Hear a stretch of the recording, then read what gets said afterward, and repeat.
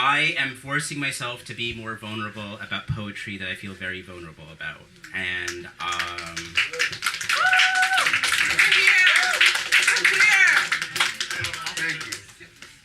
so this is me trying to be more vulnerable. I have this poem memorized, but I need my notes because I can't remember everything.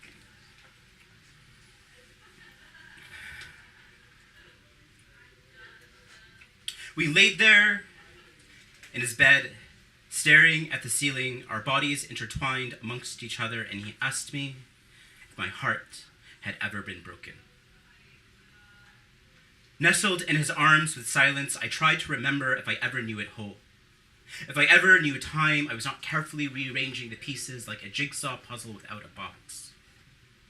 This porcelain vase, jagged parts that now leave tiny cuts on my fingers, but still I try in your arms to find the voice to say, my heart shattered a long time ago when my father took his mighty hand and laid it to rest across my face. Sharp, stinging pain that reverberated consequences of a future foretold in a weighted quiet that attached itself to my feet and threw it into an ocean of sorrow. I wonder if you knew with every kick to the stomach, 10-year-old boy on the floor, already forgotten how to shed tears, knowing that silence is the only way to make it stop, that I would now sit in rooms with inner child afraid to come out and play, and adult me eyes glaze over, unsure if I have the courage to speak. I try to find myself in hazy childhood memories, murky waters like witch's brew, caught between images of mirrored swollen face and nestled in your arms for bedtime stories.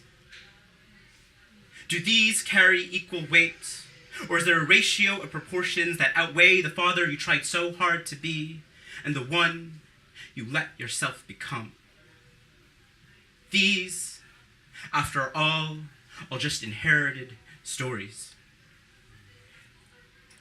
retold by your hands and your fist.